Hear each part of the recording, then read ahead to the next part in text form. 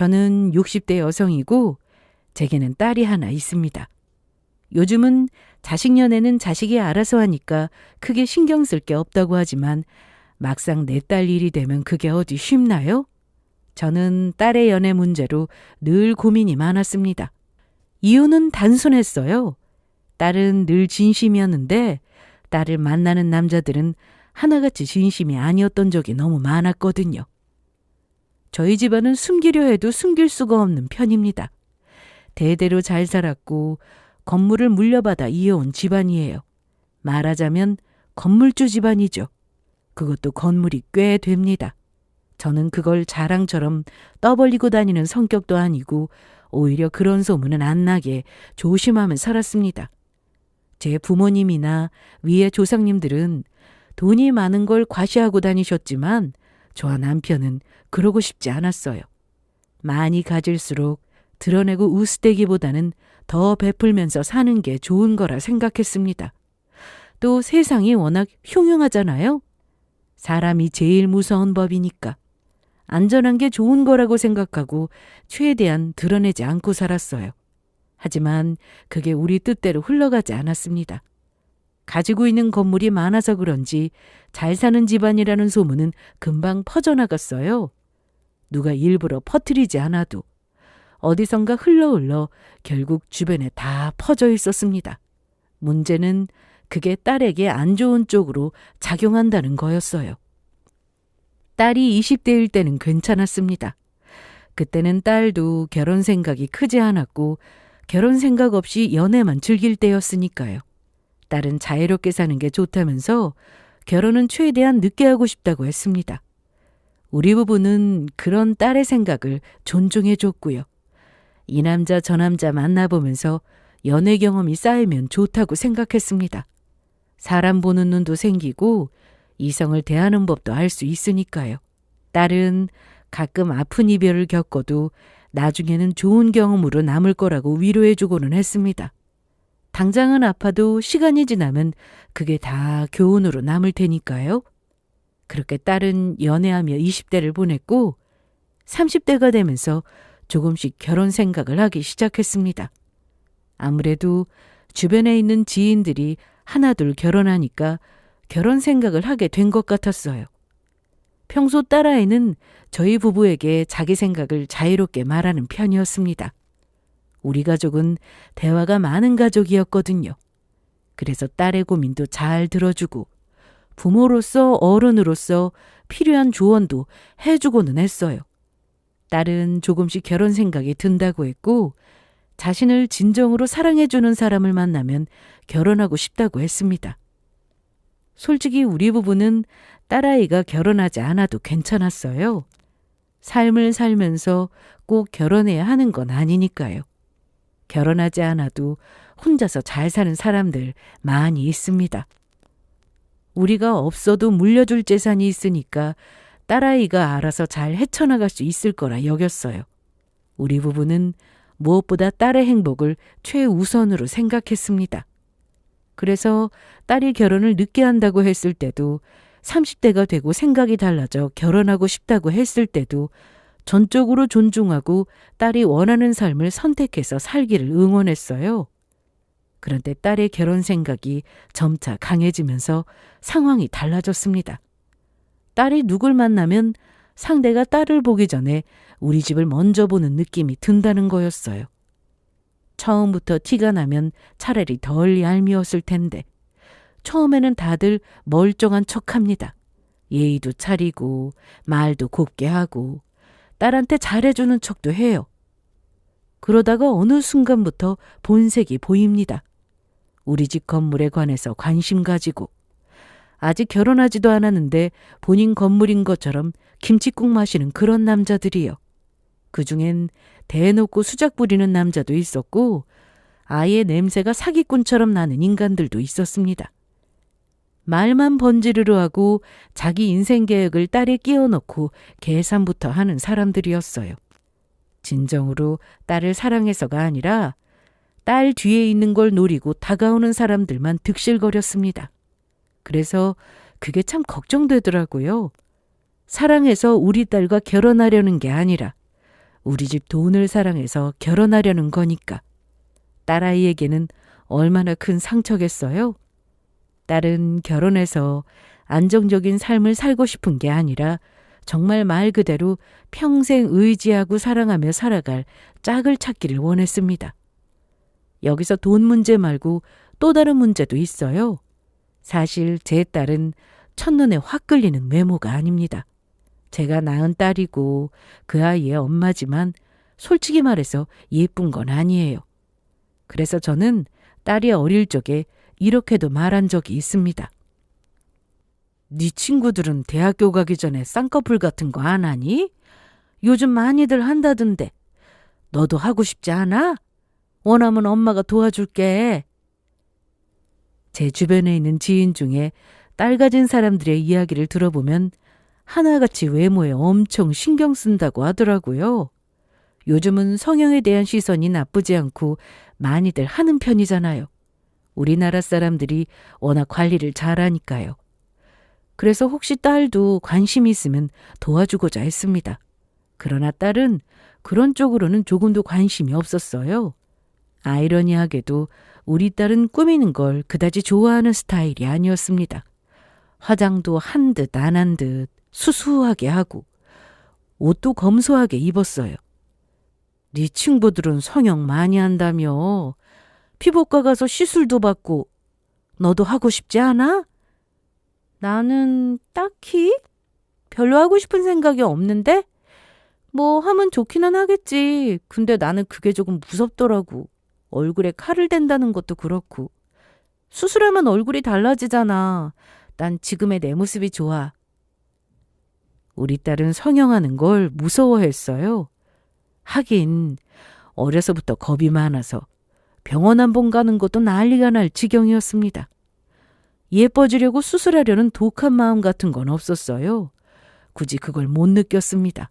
무엇보다 자기 자신을 스스로 사랑하는 아이였거든요. 엄마 아빠가 만들어준 내 얼굴인데 그걸 왜 싫어하냐고 말하던 그 표정을 저는 잊지 못합니다. 그게 대견하면서도 또 한편으론 마음이 무거웠어요. 외적으로 쉽게 호감을 사는 타입도 아니라는 걸 딸도 알고 있었고 그러다 보니 딸에게 다가오는 남자들은 더더욱 의심스러울 수밖에 없었거든요.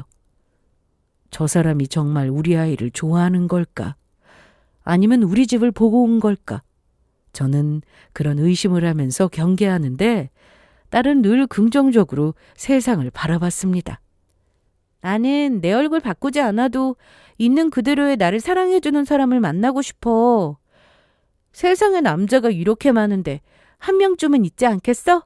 그리고 나는 내 얼굴이 그렇게 못났다고 생각 안 하는걸?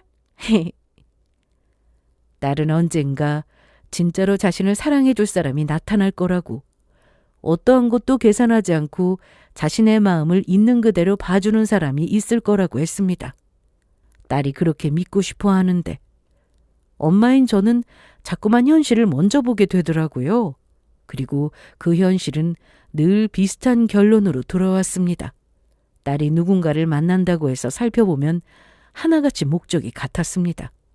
처음에는 딸을 사랑하는 척 굴어도 나중에는 돈 이야기를 꺼냈어요. 자신의 사업에 투자를 해달라고 하던가 아니면 뭔가를 사달라고 하던가요. 어떤 남자는 아예 대놓고 돈을 빌려달라고 한 적도 있었습니다. 그래서 딸이 누군가를 만난다고 하면 자연스럽게 또 돈 때문에 접근한 거겠지, 또 그럴 거야 라는 생각이 먼저 들었어요. 그러던 어느 날부터 딸의 행동이 조금 달라졌습니다. 아침에 일어나서도 괜히 기분이 좋아 보였고 집안일하면서도 콧노래를 흥얼거렸어요. 원래도 밝고 긍정적인 아이였지만 그날들엔 유난히 표정이 환했습니다. 마치 마음속에 작은 불빛 하나가 켜진 사람처럼요. 저는 모른 척 하려다가도 결국 물었습니다. 요즘 기분이 좋아 보이네? 뭐 좋은 일 있니? 제 물음에 딸은 고개를 저으며 그런 거 없다고 얼버무렸습니다. 그런데 저는 딸의 말을 믿을 수가 없었어요. 아무 일도 없는 얼굴이 아니었거든요.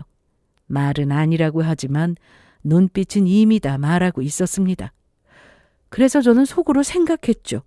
뭔가 있구나. 그런데 그게 뭔지 알 것 같으면서도 차마 먼저 묻지를 못했습니다. 왜냐하면 딸이 행복해 보일수록 저는 괜히 더 조심스러워졌어요.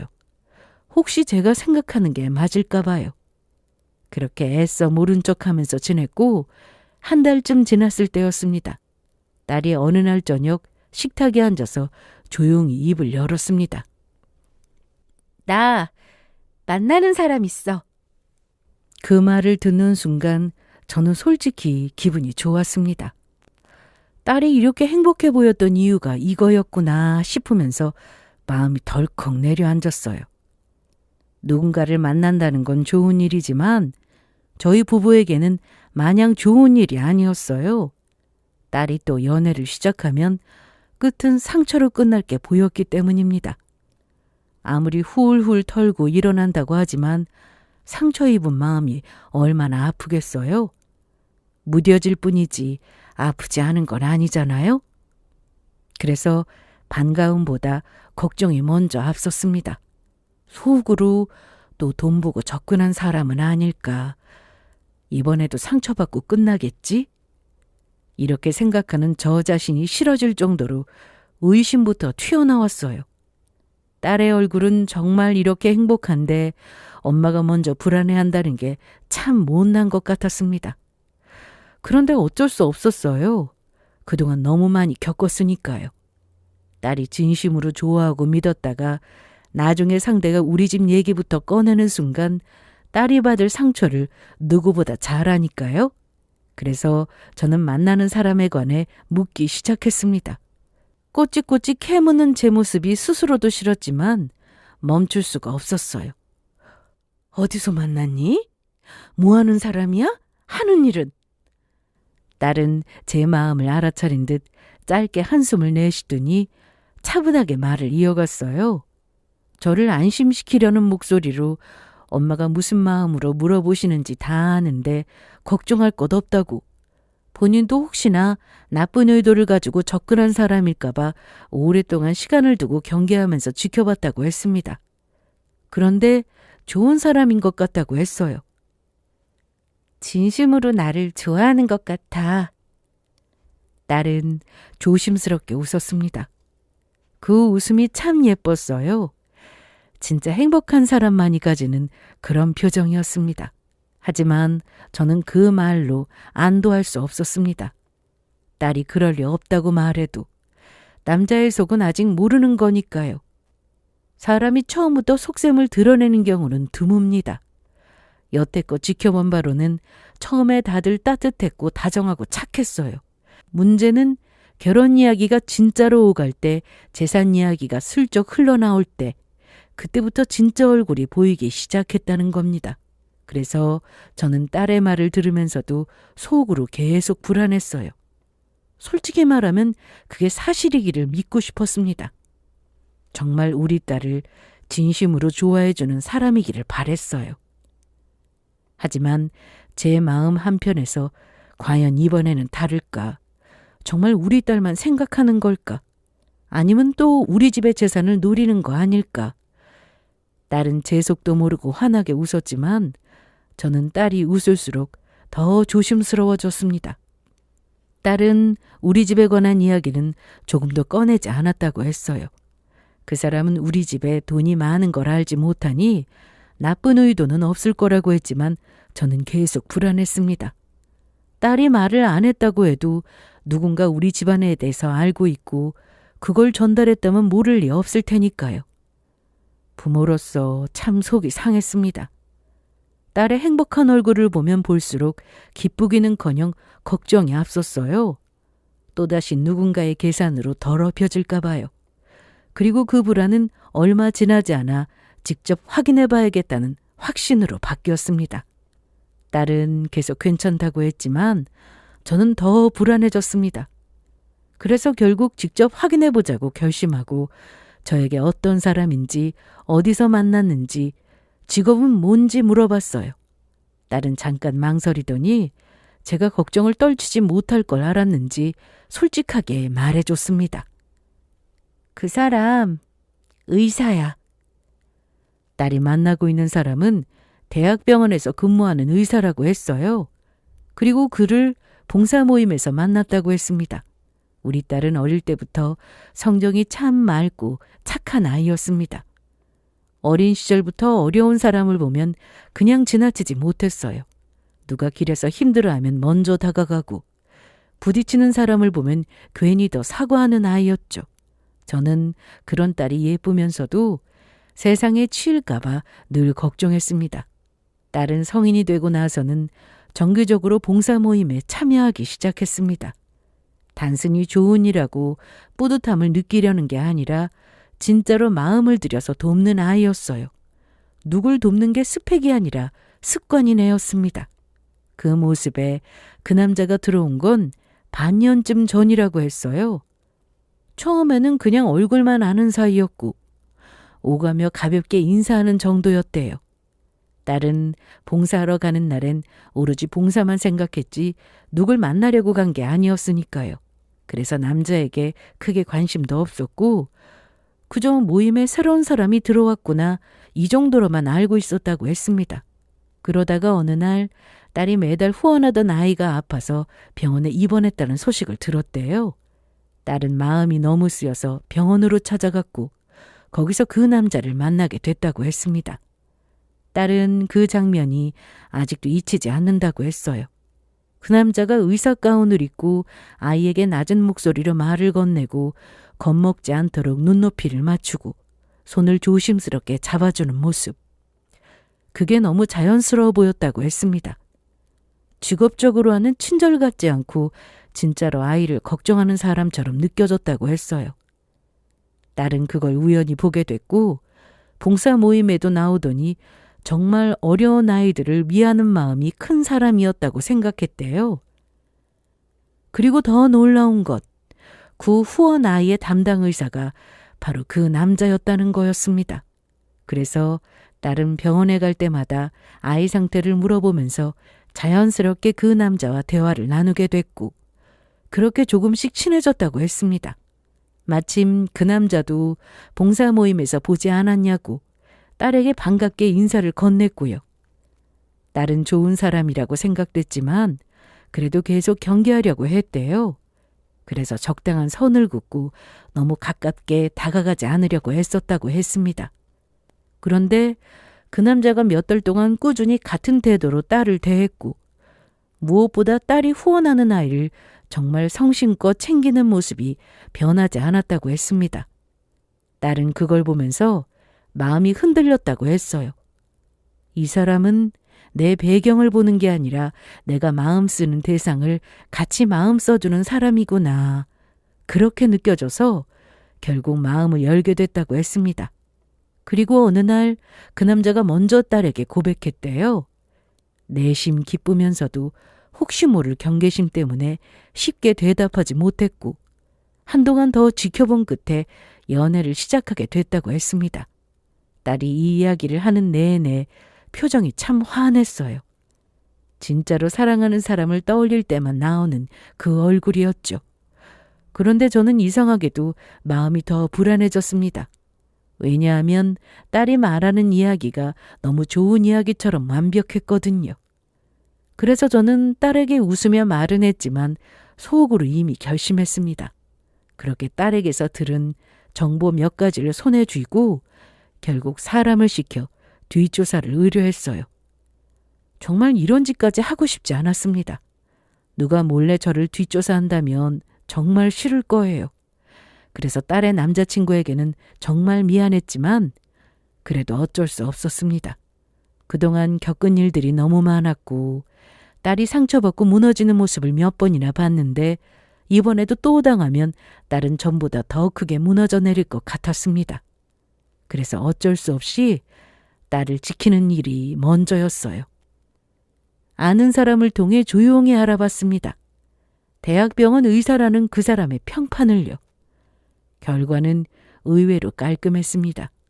주변 평판이 좋았고 환자들 사이에서도 말이 괜찮게 나오는 듯 했어요. 봉사 모임도 꾸준히 참여하는 편이라고 했습니다.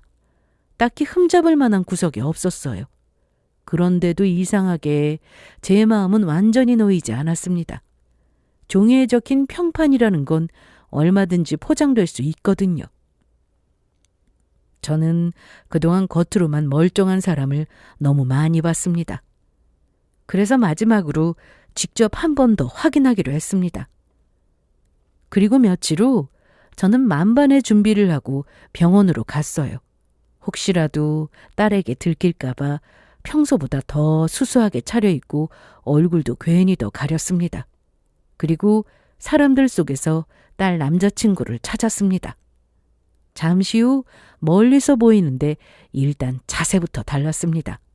바쁘게 걸어가면서도 환자와 눈이 마주치면 고개를 숙였고 간호사나 직원에게 뭔가를 부탁할 때도 말끝이 정중했고 대충 넘기지 않고 한 번 더 확인하는 습관이 보였습니다. 바쁜데도 예의는 잃지 않는 사람 특유의 리듬이었어요. 저는 그걸 한참 동안 지켜봤습니다. 그리고 기회를 노리다가 일부러 딸의 남자친구가 지나갈 타이밍에 맞춰 손에 물건을 잔뜩 들고 이동했습니다. 그리고 어디 몸이 안 좋아서 넘어지는 척 휘청거렸고 앞에 있는 기둥에 살짝 부딪히면서 들고 있던 것들이 바닥에 와르르 떨어졌고 저는 살짝 균형을 잃은 듯 몸을 낮추며 넘어졌습니다. 그리고 가만히 딸의 남자친구가 어떻게 반응하나 살펴봤어요. 그런데 딸의 남자친구의 반응이 너무 빨랐습니다. 화들짝 놀라면서 제 쪽으로 달려오더니 제 팔을 바로 잡아 부축했습니다. 괜찮으세요? 어디 다치지 않으셨어요? 이 말이 습관처럼 자연스럽게 나왔고 표정도 진심으로 당황한 얼굴이었습니다. 귀찮다는 기색이 전혀 없었어요. 저는 작게 괜찮다고 말하고는 잠시 어지러워서 넘어졌다고 말했고 이렇게 대충 말하면서 일어났어요. 그런데 딸의 남자친구는 당장 괜찮은 것 같아도 연세가 있으시니 나중에 아플 수 있다고 말하고는 옆 벤치로 저를 안내해서 앉히더니 바닥에 떨어진 물건들을 하나하나 주워 정리해서 제 손에 건넸습니다. 그리고 다시 한번 확인하듯 제 얼굴을 살피며 묻더라고요. 정말 괜찮으시냐고, 계속 어지럽진 않으시냐고요. 그리고 거기서 끝이 아니었습니다. 제게 다정스레 눈을 맞추고는 자신은 이 병원의 의사라고 말하더니 혹시라도 나중에 통증이 생기면 바로 연락하라고 하면서 연락처를 주려고 했습니다. 그 순간 저는 속으로 웃음이 났어요. 이 사람이 어떤 사람인지 답이 너무 명확했거든요. 처음 본 나를 이렇게나 걱정하며 챙기다니. 딸 남자친구의 마음이 참 따뜻하게 느껴졌어요. 저는 그제야 진짜로 마음이 놓였습니다. 이게 계산으로는 절대 나오지 않는 행동들이었으니까요. 사람이 착한 척은 할 수 있어도 이런 순간에 반사적으로 나오는 친절은 연기가 어렵습니다. 그 사람은 곧바로 다시 자기 일로 돌아가야 했는지 마지막까지 혹시라도 이상하면 꼭 연락달라는 말을 남기고는 서둘러 병원 안쪽으로 뛰어갔습니다. 저는 그 뒷모습을 보며 처음으로 흡족한 미소를 지었어요. 그동안 딸이 만났던 남자들과는 확연히 달랐습니다.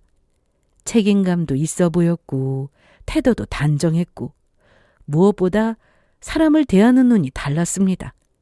딸이 말한 진심이 이번엔 정말일지도 모르겠다는 생각이 들었어요. 그래서 저는 집으로 돌아와 딸에게 진심으로 축하해 줬습니다. 네가 또 상처받을까 봐 걱정 많이 했는데 이제 그런 걱정 내려놓고 진심으로 응원할 거야. 지금 만나고 있는 사람이랑 잘 만나봐. 딸은 그렇게 걱정하더니 갑자기 왜 생각을 바꿨냐며 의아스러워했지만 저는 대답 대신 웃어 보일 뿐이었습니다. 그때 정말 마음이 편했어요. 그리고 그 편안함이 오래 갈 줄 알았습니다. 그런데 사람이 제일 무서운 건 좋은 얼굴을 오래 유지할 수 있다는 게 아니라 그 좋은 얼굴이 필요할 때만 나온다는 점이더라고요. 그걸 저는 머지않아 아주 뜻밖의 장소에서 제 귀로 직접 듣게 됩니다. 그렇게 딸의 연애를 본격적으로 응원하고 난 뒤 어느덧 반년 정도가 흘렀습니다. 딸은 그동안 하루하루가 더 확신으로 쌓인 얼굴이었고 결국 남자친구와 결혼하고 싶다고 했어요. 연애 기간만 보면 6개월밖에 안 됐지만 딸 말로는 그 남자를 알게 된 건 1년 가까이 된다고 했습니다. 봉사 모임에서부터 꾸준히 봐왔고 병원에서 본격적으로 가까워진 뒤에도 몇 달을 지켜봤으니 이제는 충분히 알겠다는 거죠. 무엇보다 서로 나이도 있고 사랑도 확실하니 더 미룰 필요가 없다고 했습니다. 게다가 이미 프로포즈까지 받은 상황이었어요. 저는 딸 얼굴을 보며 고개를 끄덕였습니다. 딸이 행복하면 그걸로 된 거니까요. 다만 저는 딸에게 한 가지를 단단히 당부했습니다. 혹시 우리 집안에 관해서 이야기한 거 없지? 건물에 관해서 말이야. 말 안 했어. 그럼 앞으로도 말하지 말고 비밀로 하자. 우리 집을 보면 잘 사는 집이라고 생각하겠지만 딱 그 정도겠지. 건물을 여러 채 가지고 있는 건 모를 거 아니니. 제 말에 딸은 고개를 끄덕이면서 의아한 듯 왜 그래야 하냐고 물었습니다. 결혼하기로 결정했고 사실대로 말해도 그 사람은 달라지지 않을 것 같은데 굳이 비밀로 할 필요가 있냐고 했어요. 저는 그런 딸의 눈을 똑바로 보며 이유를 분명히 말해줬습니다. 사람은 눈앞에 보이는 것에 욕심이 생기는 존재라고. 아무리 착해 보여도 알게 되는 순간 마음이 달라질 수 있고 그때부터 일이 꼬이면 어떤 일이 일어날지 모른다고요. 딸은 잠시 생각하더니 알았다고 했고 엄마가 뭘 염려해서 하는 말인지 이해한다고 했습니다. 그리고 본격적인 결혼 준비에 들어가기 전 저는 딸의 남자친구를 정식으로 처음 만났어요. 밖에서 외식하기로 했고 식당에 도착해서 잠시 후 딸의 남자친구가 들어왔습니다. 밝은 표정으로 딸 옆에 서는 자세가 조심스럽고 단정했습니다. 그리고 자리에 앉자마자 딸의 남자친구가 저를 빤히 보더니 이렇게 말했습니다. 어디서 뵌 것 같은데 혹시 우리 병원에 오신 적 있으신가요? 그 한마디에 딸은 옆에서 눈을 동그랗게 뜨고 저를 쳐다봤어요. 딸의 남자친구는 잠시 뭔가 생각을 하더니 갑자기 두 눈을 크게 뜨며 기억이 났다는 얼굴로 말을 이었습니다. 아, 생각났어요. 그때 병원에서 갑자기 쓰러지셔서 넘어지신 분 맞죠? 반년이 지났기에 과연 나를 알아볼까 싶었는데 딸의 남자친구는 그날을 기억하고 있었습니다. 저는 인자하게 웃으며 맞다고 그때 나를 도와줬다고 말하며 고개를 끄덕였어요. 그리고 그날 정말 고마웠다고 말했습니다. 딸의 남자친구는 이렇게 만날 줄은 몰랐다면서 신기하다는 듯이 웃었고 인연이 이렇게 이어질 줄 몰랐다고 세상이 참 좁다고 했습니다. 그러면서 이렇게 덧붙였어요. 그날 이후로 어디 아프신 곳은 없냐고 정말 괜찮으신 거냐고 물었고 그 말을 듣는데 저는 속으로 사람이 참 정이 많고 착하다 싶었습니다. 말이 그냥 예의가 아니라 진짜 마음이 담겨있는 말처럼 들렸거든요. 괜한 걱정을 끼치네요. 이제는 아무 이상 없어요. 괜찮아요. 제가 그렇게 말하자 남자는 안도의 미소를 지었습니다. 그리고 딸은 옆에서 아리송한 얼굴로 둘이 만난 적이 있냐고 물었고 저는 태연하게 볼 일이 있어서 병원에 갔다가 잠깐 어지러워서 넘어졌는데 그때 딸의 남자친구가 도와줬다고 말했습니다. 그 말에 딸도 신기한 듯 웃었어요. 저는 차마 진실을 말하지 못했습니다. 그때 제가 일부러 연기까지 하며 사람을 떠봤다는 걸 딸과 딸의 남자친구가 알면 마음 상할 게 뻔했거든요. 그래서 저는 선의의 거짓말로 상황을 마무리할 수밖에 없었어요. 그렇게 식사는 화기애애하게 흘러갔습니다. 딸의 남자친구는 말을 참 예쁘게 했어요. 어떤 말을 해도 모난 데가 없고 상대를 불편하게 만들지 않은 말투와 무엇보다 예의 바르고 싹싹했습니다. 형식적인 싹싹함이 아니라 사람 자체가 그렇게 잘한 느낌이었죠. 그 모습을 보고 저는 다시 한번 마음이 풀렸습니다. 그리고 속으로 이번엔 정말 괜찮은 사람이 맞다. 그 확신이 점점 커졌습니다. 딸도 밝은 얼굴로 말했어요. 둘이 마음 담아서 서로를 바라볼 때면 제가 다 흐뭇해졌습니다. 그렇게 식사를 마무리하고 며칠 후에 이번에는 딸이 남자친구네 부모님과 같이 식사했어요. 그리고 너무 감사하게도 딸을 무척 예뻐해 주셨다고 했습니다. 딸이 그렇게 예뻐해 주시는데 저는 너무 감사하더라고요. 예비 시부모가 딸을 며느리로 받아들이고 예뻐해 주시니 얼마나 감사하겠어요. 그것만큼 든든한 것도 없죠. 그렇게 딸은 본격적으로 결혼 준비를 시작했습니다. 그리고 어느덧 양가가 정식으로 마주 앉는 자리인 상견례 날이 다가왔습니다. 상견례 날 저는 솔직히 긴장했습니다. 딸에게 이야기는 많이 들었지만 예비사돈을 직접 보는 건 처음이었으니까요. 첫인상이 어떤지, 말투는 어떤지, 딸을 바라보는 눈빛은 어떤지 별걸 다 신경 쓰게 되더라고요. 그런데 막상 자리에 앉아 인사를 나누자 분위기가 정말 좋았습니다. 예비사돈은 겉으로 튀는 분들도 아니었고 딱 적당히 단정하고 예의 있고 말도 조심스럽게 고르는 분들이었어요. 특히 예비사부인 말투가 참 곱고 조신했습니다. 앞에 나서는 스타일도 아니었고 딸에게도 부담되는 말은 하나도 하지 않더라고요. 식사하면서 자연스럽게 아이들 이야기도 하고 결혼 이야기도 했습니다. 딸이 어릴 때 어떤 아이였는지, 예비사위는 어떤 성향인지 뭐 그런 소소한 이야기들이요. 저는 속으로 여러 번 안도했습니다. 그래, 이런 집안이면 괜찮다. 딸이 귀염받고 잘 지내겠구나라고요. 이미 결혼 준비가 꽤 진행된 상태였지만 그래도 상견례라는 게 있잖아요. 부모로서 어디까지 도와줄 수 있고 이 부분은 어떻게 하면 좋을지 자연스럽게 오갔습니다. 그런데 신기하게도 그 부분에서 예비사돈과 의견이 참 잘 맞았어요. 저는 뭐든 과하게 하는 걸 별로 좋아하지 않습니다. 돈이 많다고 해서 화려한 걸 선호하지 않고 검소하게 하는 걸 좋아했어요.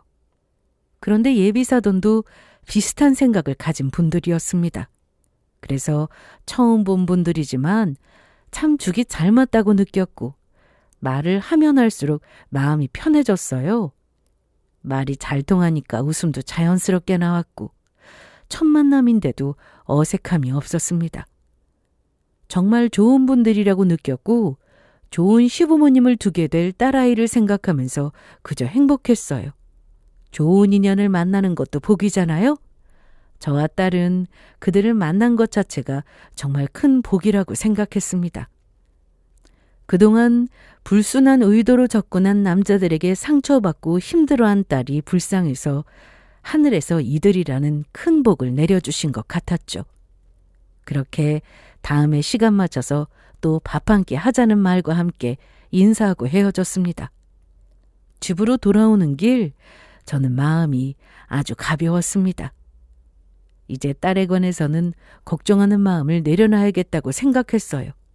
그리고 얼마 후 미용실 한복판에서 한 통의 통화 소리로 제 믿음이 산산이 깨질 줄은 정말 몰랐습니다.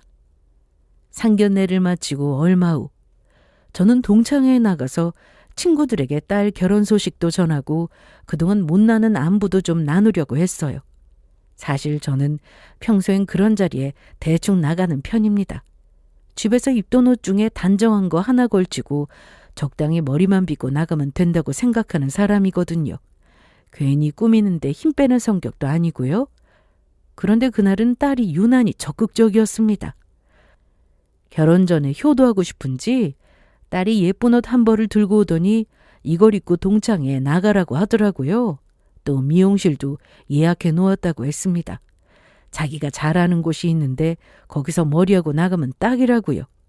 저는 괜찮다고 그냥 나가도 된다고 했지만 딸은 예약하고 미리 결제까지 해놨으니 꼭 가야 한다고 했습니다. 저는 순간 마음이 찡해졌어요. 결혼 준비하느라 얼마나 바쁠 텐데 언제 이런 걸 준비했나 싶어서요. 딸은 웃으면서 잘 다녀오라고 했고 그렇게 저는 딸이 예약해둔 미용실로 향했습니다. 서울에 있는 미용실이었는데 규모가 꽤 컸습니다. 들어가자마자 직원들이 분주하게 움직이고 손님들도 많고 정말 큰 미용실이었어요. 저는 안내를 받고 가운을 입은 뒤 지정된 자리에 앉았습니다. 그리고 그때였습니다. 거울을 보며 앉아 있는데 어디선가 들려오는 목소리가 귀에 쏙 들어왔습니다. 귀에 익은 목소리에 저도 모르게 귀가 점점 그쪽으로 쏠렸습니다. 그리고 소리가 들리는 쪽으로 고개를 살짝 돌리자 낯익은 얼굴이 앉아 있었어요. 머리에 롤을 말고 가운을 두른 채 전화기를 귀에 대고 있는 예비 사부인. 옆모습만으로도 저는 한눈에 알아봤습니다. 처음에 저는 반가운 마음이 들었어요. 그래서 자연스럽게 인사하려고 몸을 살짝 돌렸습니다. 그런데 순간적으로 지금 가운 입고 머리 롤 말고 있는데 이런 상태로 인사하면 괜히 민망할 수 있겠더라고요. 게다가 예비사 부인은 전화통화 중인데 괜히 아는 척했다가 통화 흐름 끊어놓으면 더 어색해질 것 같았어요. 그래서 저는 그냥 기다리기로 했습니다. 통화가 끝나면 그때 슬쩍 인사하면 되니까요. 예비사 부인은 저를 못 본 눈치였습니다. 통화에 정신이 팔렸었고 주변을 둘러보지도 않았습니다. 그게 오히려 다행이라고 생각했습니다. 괜히 눈 마주치면 서로 어색해질 테니까요. 그래서 저는 서둘러 거울에 막혀 예비사 부인이 잘 보이지 않는 사각지대로 자리를 옮겨 앉았습니다. 그리고서 조용히 앉아 있는데 그때부터 본의 아니게 예비 사부인의 통화 소리를 듣게 됐어요. 그런데 이상하게도 상견례 때 조신하고 예의 바르던 모습과 지금 통화하면서 웃는 그 톤이 조금 다르게 느껴졌습니다. 저는 숨을 죽이고 그대로 예비 사부인의 통화를 들었습니다. 딱 봐도 친구랑 통화하는 듯 했어요. 목소리가 들떠 있었고 웃음도 가볍고 말이 점점 거칠어졌습니다. 그런데 그 입에서 나온 말들은 제가 지금껏 들었던 어떤 욕보다도 더 잔인했습니다. 예비사 부인은 통화 상대에게 신이 나서 떠들었습니다. 돈 있는 집안이라 그런지 걔가 돈 쓰는 스케일이 달라. 편하게 머리하라고 미용실 회원권을 끊어줬다니까? 우리 아들이 1년 동안 공들인 보람이 있어. 이 기회에 아주 알차게 이용해 먹어야지. 죽어라 공부시켜서 의사 만들어놨더니 병원에서 빌빌대기나 하고 얼마나 걱정했는데. 그래도 이렇게 효도 안 해.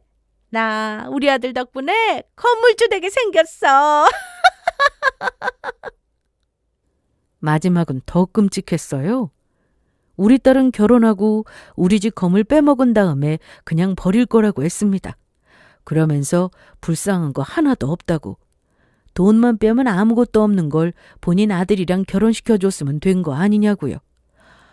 저는 그 말을 듣는 순간 머릿속이 새하얘졌습니다. 손이 덜덜 떨리고 숨이 턱 막혔어요. 몸이 얼어붙었는데도 이상하게 발은 움직이더라고요. 저 여자의 얼굴을 확인해야 한다는 생각만 남아서 저는 간신히 몸을 일으켜 예비사 부인이 있는 쪽으로 천천히 걸음을 옮겼습니다. 그때였습니다. 뒤에서 툭 하고 뭔가 떨어지는 소리가 났습니다. 놀라서 돌아보니 딸이 서 있었어요. 바닥에는 딸이 들고 있던 선물로 보이는 종이 가방과 리본이 어지럽게 떨어져 있었고 딸 얼굴은 말 그대로 충격 그 자체였습니다. 저는 그 자리에서 깨달았습니다. 딸도 들었구나. 알고 보니 딸은 저와 예비시모를 같은 미용실에 예약해 놓았던 겁니다. 여자끼리 머리도 하고 자연스럽게 친해질 자리를 마련한 거였어요. 딸은 시간 맞춰 선물을 들고 왔다가 딱 그 통화 소리를 듣고 손에 힘이 풀려 선물을 떨어뜨린 겁니다. 직원들이 놀라서 달려와 괜찮냐고 물으며 바닥을 치우기 시작했고 작은 소란에 예비 사부인은 결국 통화를 끊었습니다. 그리고 고개를 빼고 소란이 난 쪽을 바라봤어요. 그 순간 그 여자의 눈이 충격받아 굳어있는 제 얼굴과 딸 얼굴을 정확히 보더니 눈동자가 바쁘게 굴러가기 시작했습니다. 어머! 어떻게 여기 다 있네요? 입은 웃으려 하는데 눈은 다급했습니다. 딱 봐도 들었나 눈치 보는 얼굴이었어요. 저는 그 자리에서 아무 말도 길게 하지 않았습니다. 지금은 그 여자를 상대할 때가 아니었거든요. 저는 딸이 먼저였습니다. 그래서 딸 손을 잡고 여기서 나가자고 말했습니다. 딸 손이 얼음장처럼 차가웠어요. 그렇게 딸을 데리고 나가려는데 예비사 부인이 우리 앞을 막아섰습니다. 안절부절 못하면서도 이빠른 소리를 쏟아내기 시작했어요.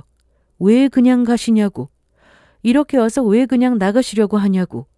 본인은 생각지도 못하게 저도 보고 우리 며느리 얼굴도 봐서 너무 좋은데 둘은 아니냐고 어색하게 웃더니 이럴 게 아니라 맛있는 거 대접하겠다면서 나가서 밥 한 끼 하자고 했습니다. 그 입을 열 때마다 아까 그 통화 내용이 더 선명하게 떠올라 제 속이 뒤집혔습니다. 그런데 그 여자가 제 딸의 손까지 덥석 잡으려고 했고 저는 서둘러 딸 손을 다시 제 쪽으로 끌어당기며 나가려고 했어요. 그때 딸이 입을 열었습니다. 며느리 아니잖아요. 호구지. 그 순간 미용실 안이 정적이 됐습니다. 예비 사부인의 얼굴이 순식간에 굳었습니다. 입술이 파르르 떨리면서도 그게 무슨 소리냐고. 아니라고. 어떻게든 수습해 보려고 했지만 딸은 세상 싸늘한 표정으로 그 여자를 쳐다보며 이렇게 말했어요. 부끄러운 줄도 모르고 그렇게 크게 떠들면서 통화하더니 이제 와서 왜 이래요? 나 통화 내용 다 들었어요. 딸의 말에 그 여자는 아니라고, 잘못 들은 거라고, 오해라면서 해명하려고 했고 자신의 이야기가 아니라 아줌마들끼리 드라마 내용 이야기한 거라고 말도 안 되는 헛소리를 늘어놓았어요. 딸은 여전히 차갑게 식은 얼굴로 그 여자를 내려다보며 말했습니다. 우리 집 건물이 목적이었냐고. 그래서 당신 아들이 1년 동안 공들인 거냐고. 또 이런 사람들한테 이용당했다는 게 너무 아프지만 그래도 결혼 전에 알아서 다행이라고. 그리고 마지막으로 딸은 한 문장을 더 남겼습니다. 다시는 볼 일 없을 거라고요. 딸이 돌아서 나가려는데 그 여자가 딸 팔을 붙잡으려 했습니다. 그 순간 제가 그 손을 냉큼 쳐냈어요. 마음 같아서는 머리끄덩이라도 잡고 싶었지만 이런 여자를 상대하는 것조차 하찮게 느껴졌습니다. 저는 그 여자를 똑바로 바라보며 이를 악물고 말했어요. 2번 다시 내 딸한테 그 역겨운 손댈 생각 말아요. 내 새끼 눈에 눈물 나게 한 대가는 반드시 치르게 될 테니 기다리세요. 그리고 저는 딸을 데리고 미용실을 나왔습니다. 그 뒤로 딸은 파혼했습니다. 딸이 겪은 아픔의 몇 배를 제가 같이 겪는 것 같았습니다. 딸이 무너지는 걸 보는 건 엄마로서 정말 숨이 막히는 일이었어요. 나중에 알게 된 사실이 있습니다. 그 남자는 병원에서 함께 근무하는 선배를 통해 딸과 우리 집안 사정을 미리 알고 있었습니다. 자기 병원 차리고 싶은데 집안이 가난해서 못한다는 현실 속에서 돈 많은 집 사위가 되어 한 번에 올라서려는 계획을 세운 겁니다. 그래서 의도적으로 제 딸에게 접근했고 1년 동안 철저하게 연기하면서 정성과 공을 들여 우리를 속였습니다. 딸은 한동안 정말 힘들어했습니다. 하지만 그 아이는 결국 버텨냈습니다. 딸은 결혼 전에 알아서 다행이라고, 더 이용당하지 않고 여기서 끝낸 게 얼마나 다행이냐면서 힘겹게 미소를 짓는 순간 저는 알았습니다. 내 딸은 세상 그 누구보다 강한 사람이라는 걸요. 딸은 지금 당장은 결혼 생각을 접겠다고 했습니다. 혼자서도 씩씩하게 잘 살아갈 거라고요. 우리 부부는 그런 딸을 언제까지나 응원할 생각입니다. 언제나 그 아이의 든든한 울타리로 끝까지 지켜줄 겁니다.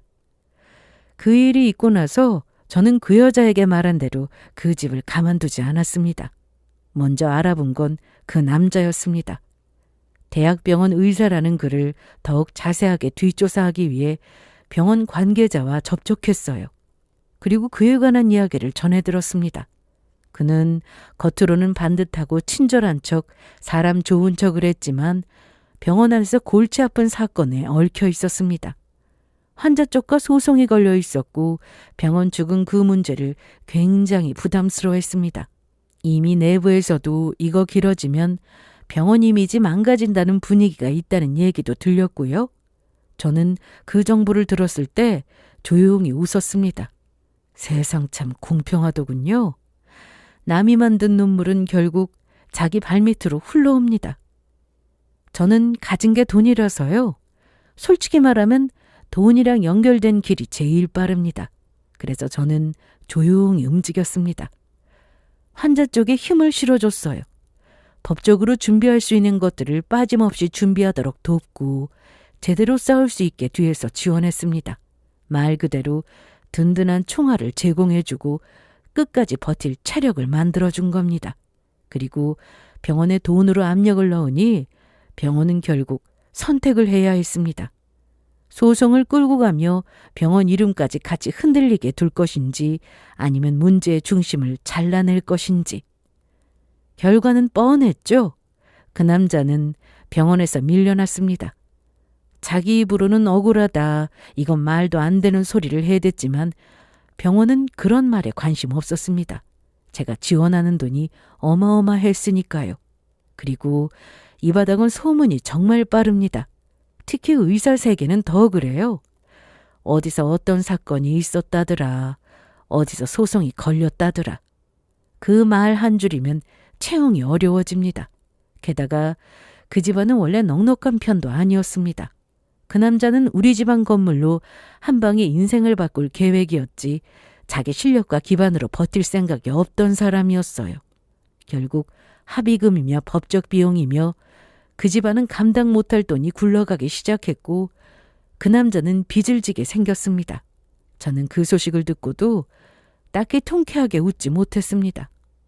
기분이 좋아서가 아니라 당연한 결과라서요. 남의 딸 인생을 건물로 보던 인간이 자기 인생은 빚으로 보게 된 겁니다. 그게 인과응보죠. 내 딸을 호구로 본 순간 그들은 제게 사람 대접받을 자격이 없어졌어요. 이번 일로 딸은 더 단단해졌고 저는 더 확신하게 됐습니다. 딸은 결국 누군가에게 기대어 사는 사람이 아니라 자기 인생을 스스로 지킬 줄 아는 사람이라는 걸요. 딸 결혼시킨다고 설레던 마음으로 시작했는데 미용실 통화 한 번에 세상이 뒤집히더라고요. 그래도 저는 후회하지 않습니다. 결혼하고 나서 알았으면 그땐 딸 인생이 더 깊게 다쳤을 테니까요. 결혼 전에 알게 된 건 정말 천만다행이었습니다. 저는 앞으로도 제 딸의 울타리로 딸이 넘어지지 않게가 아니라 넘어져도 다시 일어날 수 있게 도울 생각입니다. 그러면 지금까지 저의 긴 사연을 들어주셔서 감사합니다.